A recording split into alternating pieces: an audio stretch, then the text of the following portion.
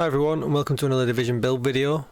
This is an updated video actually of my old Eagle Bearer build that I put on just at the beginning of TU6 getting launched.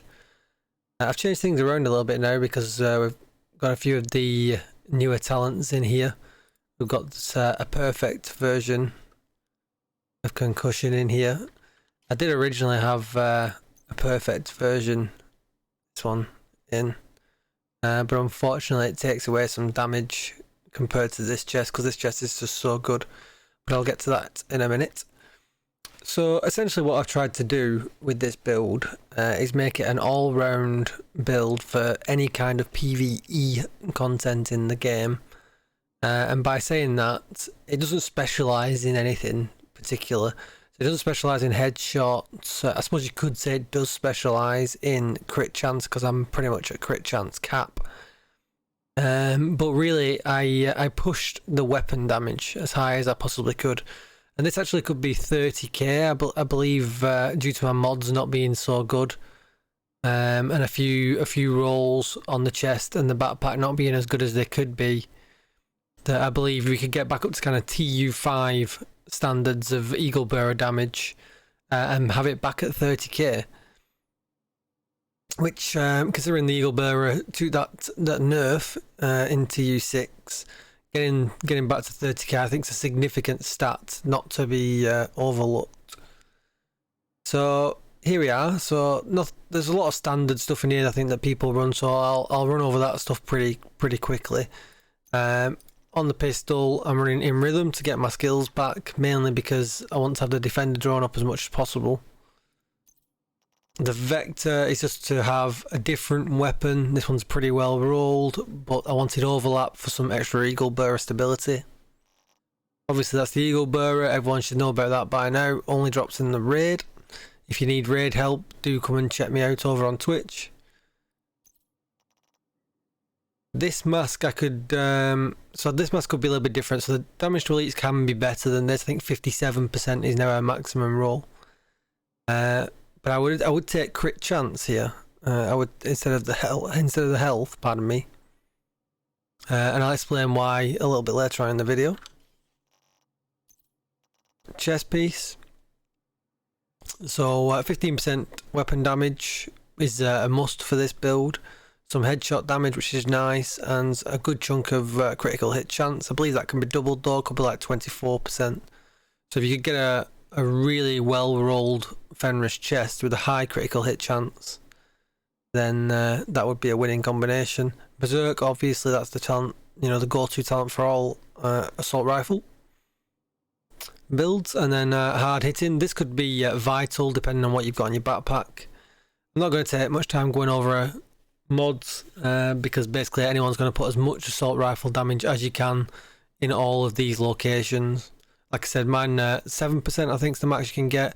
I've got a couple of 5s and a couple of 6s, so I'm missing a few percent there. Holster, healer guard, Jackrabbit is still best in slot I believe.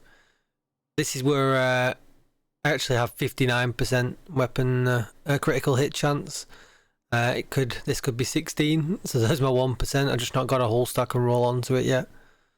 And then 2 offensive mod slots, which makes up for a lot of damage if you have some good mods. For instance, this one here is lacking.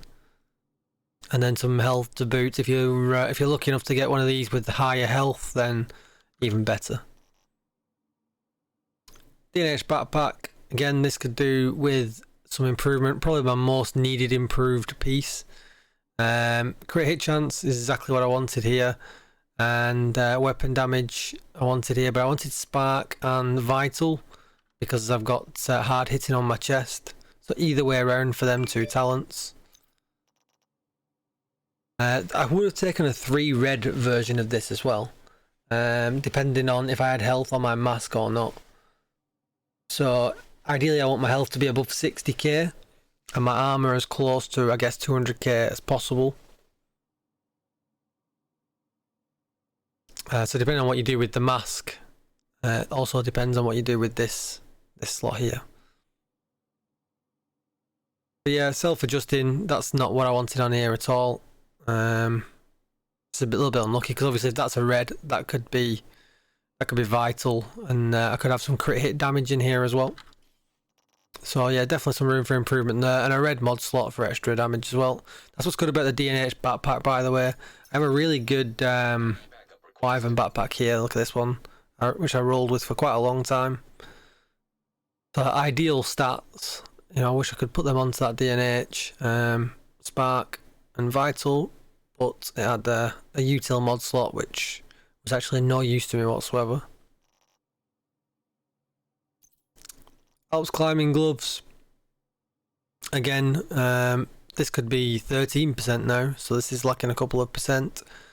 Precise for some headshot damage, because you know 15% is a good chunk not to be overlooked.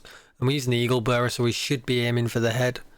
And then an offensive mod slot again to boost your damage. I do wonder about this talent, and I'm probably going to do another video. I won't go into it in this video. About perhaps trying. Well, you could put clutch here and turn this into a clutch build if you needed more survivability. That wouldn't affect things too much. Depending on what kind of hive, or if you were using a seeker with this, you could put wicked here for some extra damage. That's a total of 15% extra weapon damage for 20 seconds. But I don't like that it's time gated. What I do like about precise is that it's just a constant 15% headshot damage. And that's what I was rolling with this build, constant damage. The only other two talents that we're spoiled for choice really on hands. Obliterate I would consider. I would need to run it for a while longer though before I could recommend it. 30% critical hit damage for 15 seconds could be pretty good. And then the other talent, which I've not got to put on me now, is the 5% weapon damage talent, which I should have on holster somewhere, I guess. There it is. Devastating. Maybe think about running Devastating for a constant 5%. But again, like I said, we really should be hitting for the head. We've got enough, you know, the Eagle Bearer, Punch Drunk. We've got enough stuff here to say, come on, you should be hitting the head for the most damage. And then last but not least, we've got the makes up by a 3-piece DNH, accuracy, crit hit damage, and crit hit chance. Great set of stats. Great alternative to Wyvern now. Crit hit chance, I believe this is missing a percent as well, so this could make up my percent that I'm missing here. Composure, super good. It is multiplicative, so you know, as long as you're getting used to being in cover again, which I struggle with sometimes, it's hard to pass up on that 10% with another offensive mod slot. So a lot of reds, 15 reds, maybe could be 16, depending on how lucky you are on these backpack rolls. So I'll fly over to the stats. Don't need to see the top ones. So we're sitting at 28k, just over on weapon damage. Like I said, with a few nicer rolls here and there, I reckon that could be close to 30.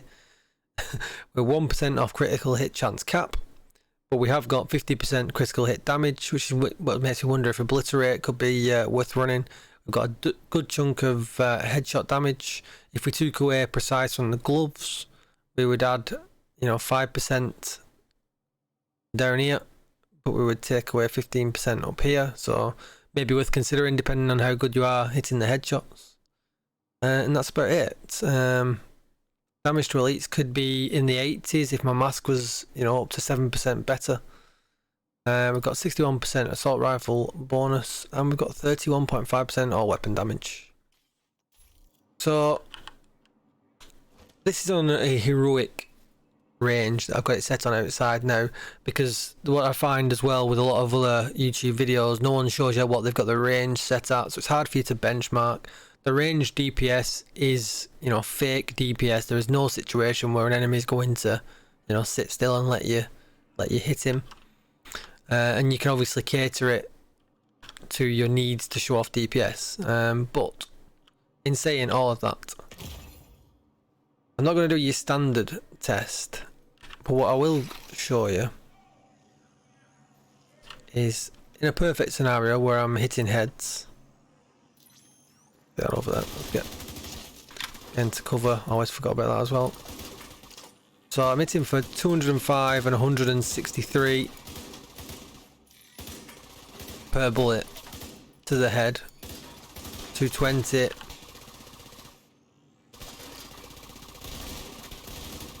You know, and tenacity's up now. That's what them bullets are hitting super hard. Especially when tenacity's up. They're up 200s and 163s. Especially hitting the head. 265 there as well with a crit.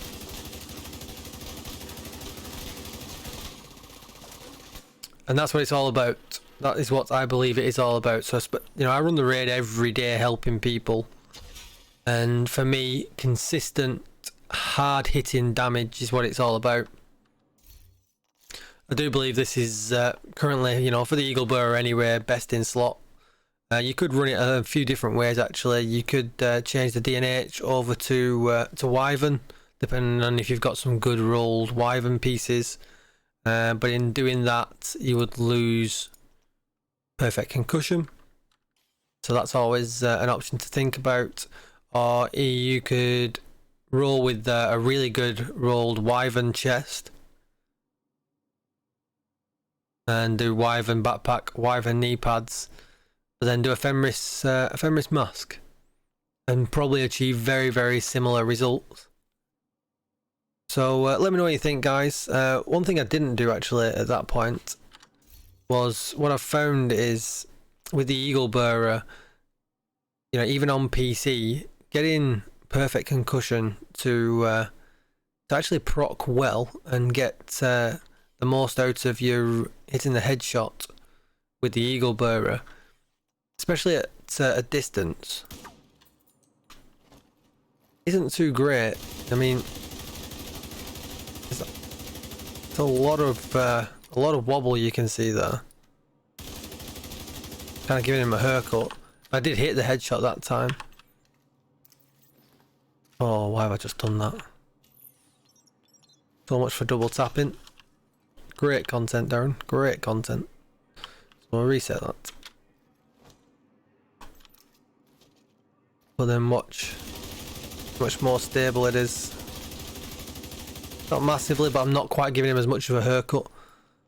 So yeah, so the hive's something else to consider. If you're not too reliant on the reviver hive. Like I said, this, I do feel, you know, to me this is tanky. I've been used to running way less, you know, 150k armor and close to 50k health in the raid.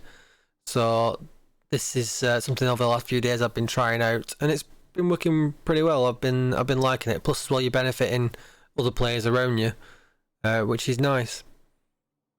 But yeah, for now I believe this is the best Eagle Bearer kind of build. Check it out, guys. Do leave me your comments below. Let me know what you think. Obviously I have got a pyro build that I think some of you will have seen on my channel. This is a newer version of it. I have updated it. I'll post a video for that as well in a few minutes. That can show over 6 million in here, but what you'll find is what I really didn't want is that these numbers will go from anything from 90 up to, you know, 200 plus K. It's very zigzaggy damage, and that's exactly the kind of damage I don't want with this build. I want consistent, reliable damage that I can take into the raid and know when a boomer or a chunga comes in the corner at Razorback, I'm definitely going to be able to take them down, not relying on explosive and not relying on fire. So that's the main reason for this build. But if you guys have got anything better, if you managed to, you know, hit 30k on your Eagle Bearer, do post below. Let me know what you guys think. You can find me most days streaming over on Twitch, helping people with raids. Do come if you need help. Do come and say hi. Twitch.tv/DJTICKLE. Please hit the subscribe button if this was useful to you, or hit the like button, or hit the bell now. There's so many things that people have got to try and do to get a YouTube channel going.